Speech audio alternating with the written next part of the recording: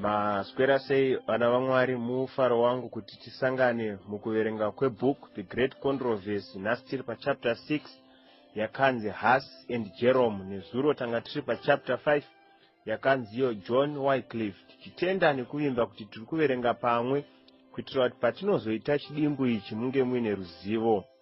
Saka nhasi tiri pachapter 6. Chapter 5 yakatiratidza mumwe muchinda akanga akasimba kwazvo pakuparidzwa kweevhangeri ainzi John Wycliffe, anozosvika pakutranslata bhaibheri kuriisa mururimi rwechirungu, akapa vanhu vekuEngland vakatanga kunamata Mwari mururimi rwavo. John Wycliffe anozofa zvake, asi zvinyorwa zvake zvinosara zvichiparidza testimony yeupenyu hwake uye testimony yeupenyu hwaJesu. Saka kuEngland kwakanga kuine muchinda ainzi Jerome, akaverengawo zvinyorwa zvaWycliffe akauya nazvo kuBohemia. Ndokwanosangana nemuchinda ainzi John Huss, vakaumba ushamwari nekuda kwekuti vanhu ava vakanga vachifambirana pamwe mukutsvaga chokwadi chaKristu. John Huss akanga asarwa aina amai voga, baba vake vakanga vafa, saka tingati akakura ari nherera. Akawanawo dzidziso yenyika ino sekuwana kwakaita John Wycliffe. John Huss adzidza kudaro, nemumwe musi anoti akuendeswa kucollege namai vake. Vanoti vasvika vakatarisana neguta rePrague kana kuti Prague. Vanoti vasvika ipapo vanopfugama vomunamatira kuti zvaachanga achizonoita kuchikoro zvisabvisa kutenda kwakanga kuri maari. Panguva iyi John Huss akanga achitenda muchinamato chechiRoma. John Huss anozoenda to that provincial school, anotanga kudzidza ikoko. Mai vake munamato wavakaita havana kunge vaziva kuti uchaita simba rakadaro paupenyu hwaJohn Huss. Saka John Huss anoti aenda kuya akanga ari munhu akanga achigono zvekare chikoro uye akanga ane chidokwa-dokwa chekuziva zvaMwari. Anoti apedza kudzidza kuuniversity anoita a Roman priest for some several years, achibata basa pakunamatwa kwaMwari kuburikidza nenzira dzechiRoma. John Huss ari a priest kudaro, akanga aane mukana wekuverengawo bhaibheri kuburikidza nepozisheni yaakanga aanayo muchechi. Uye Jerome akanga azouyawo vakasangana, akamupa zvinyorwa zvaJohn Wycliffe. Ndopaanotanga kuona nhema dzakanga dzirimo pachinamato chenguva iyi. Kunozouya mamwe machinda anobva kuEngland vanosvika vachiparidza kunyika yeBohemia.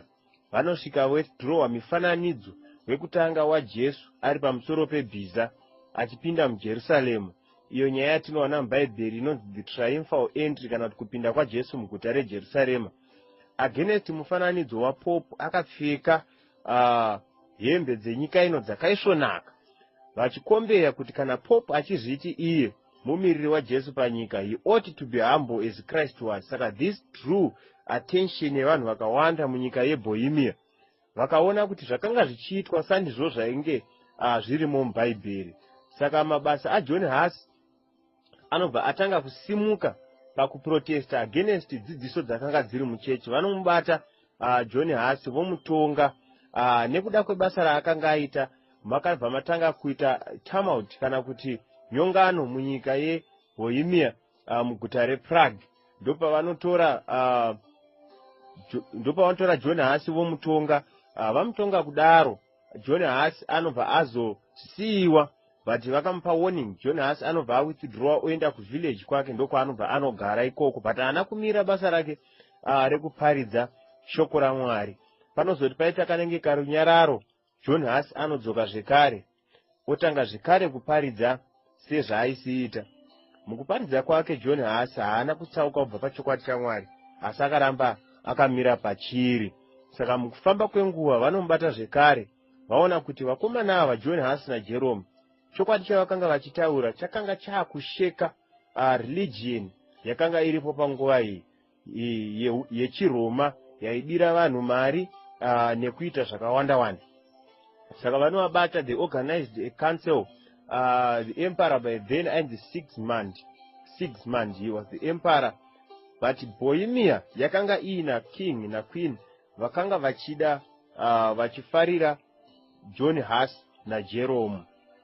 Saka John Huss anozonyora tsamba kune veruzhinji vakanga vachitenda muzvinyorwa zvake. Mushure mekunge azodzokera zvekare kuvillage kwake, anonyora tsamba achitaura kuti ina handitye kusafa, because kana Jesu akasafa neniwo I ought to suffer. Jesu anzira paRamati chapter 10 kuti mucharambwa nekuda kwezita rangu uye muchatambudzwa. Saka anonyora zvinyorwa izvi enge anoramba achizvidzokorora even paakazenge mujeri achizviendesa kuvanhu. Saka vanomubata zvekare vomisa mudungeon kana kuti majeri aya ekucherwa pasi serinoiswa Paul pana Acts chapter 25 na 24. Ndo jeri rakatorwa rikanoiswa muchinda ainzi John Huss. Ari imomo anobatwa nechirwere chefivhiri kana kuti fever. Abatwa nefever inopota yamuuraya.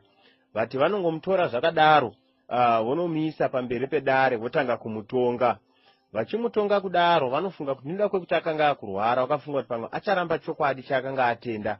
But John Huss akaramba akasimba pazvinyorwa zvake uye pane zvaakanga aparidza. Haana kutaura shoko kana rimwe ranga riri against chokwadi chaMwari. John Huss anoramba akamira. Izvo zvinotarisirwa maKristu anhasi kuti kunyange zvinhu zvaoma sei tinofana kudzidza kumiririra Mwari. Kazhinji katinoramba zvatakatenda pamberi pevanhu nekuda kwemasituations anenge aripo, pamwe nekuda kwemafavors atinenge tichida muupenyu. Asi Mwari anotarisira kuti timirire chokwadi, tisatarisa upfumi kana mafavors enyika ino, asi titarise kuna Jesu nekuti ndiye muvambi nemukwaniso wekutenda kwedu. Saka John Huss vanhu vanomumoka, vanotanga kumuseka. He was tried several times. This last trial ndo paanotorwa vomupfekedza hembe yakanga iri chena vachida kumumoka sezvakaitwa Jesu. Anotaura akati kana Jesu akapfekedzwa nguo chena sekumuseka, kana neniwo handityi kuzviitwa nekuti ndiri kuzviitira chokwadi chaMwari. John Huss vanomupfekedza a pyramid crown mumusoro make.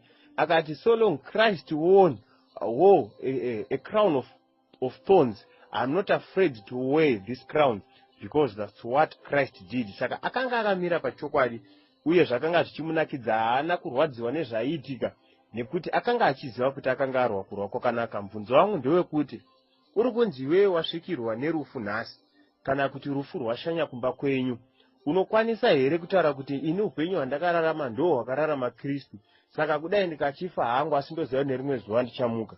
Ifunga nazvo. Saka John Huss anozoti ari pamberi pedare anotaura mashoko anovabaya mwoyo, but havana kutendeuka kubva pazvivi zvavo.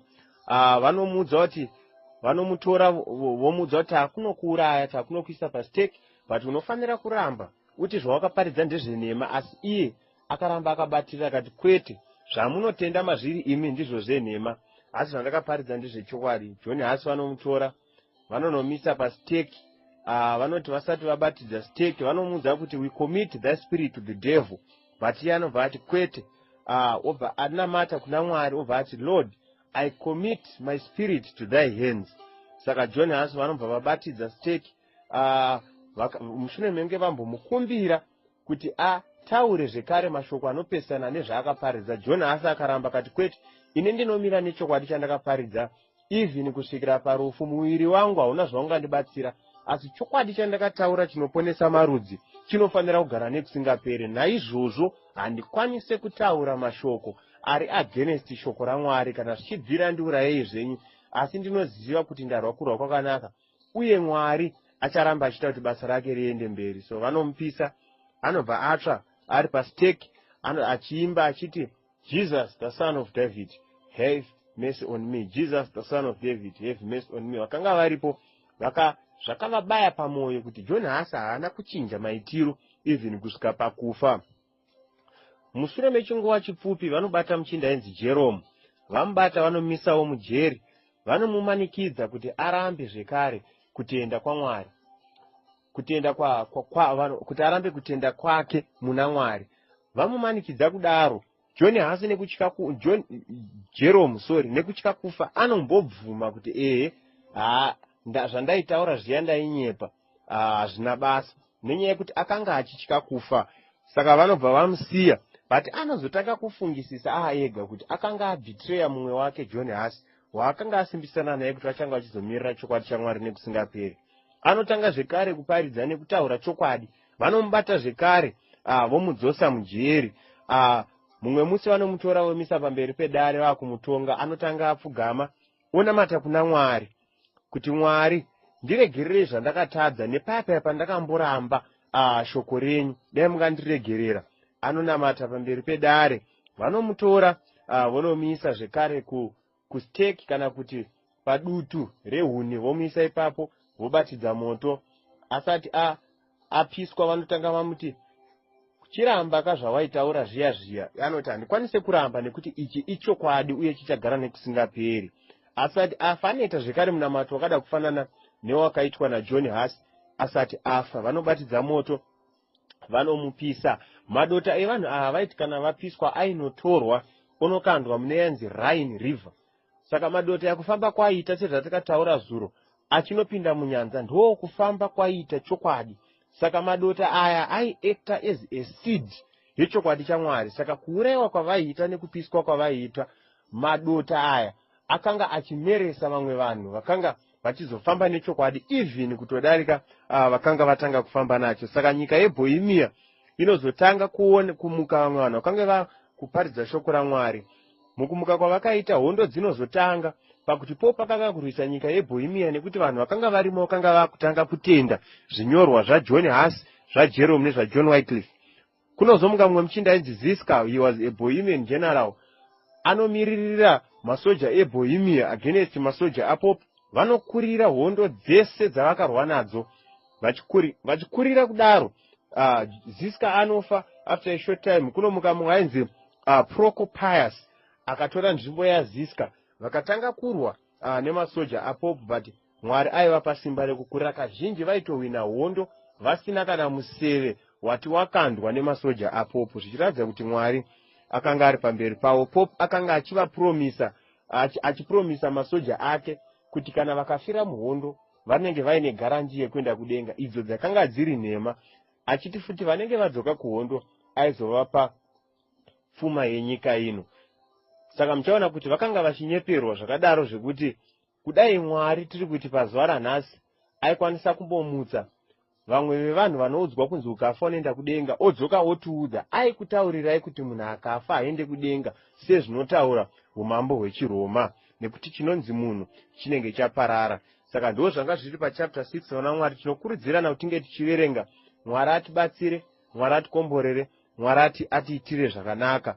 Mangwana tiri pachapter 7 tichange tichiona muchinda anonzi Martin Luther. Asi rega ndikokupai echarge zvishoma kuti paupenyu hwatiri kurarama nhasi vana vaMwari, upenyu hwedu, mari yedu hazvina zvazvinotibatsira muupenyu hwemangwana.